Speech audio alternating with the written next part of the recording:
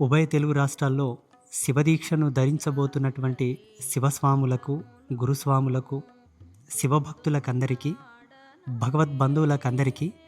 శ్రీమాత యొక్క ఆశీస్సులను అందజేస్తూ, ప్రతి ఒక్కరికి శుభాకాంక్షలు తెలియపరుస్తూ, జగదంబ యొక్క అనేక ఆశీస్సులను ప్రసాదిస్తూ, మా యొక్క పరిపూర్ణమైనటువంటి దివ్యాత్మమైనటువంటి మంగళాశాసనాలు ప్రసాదిస్తూ,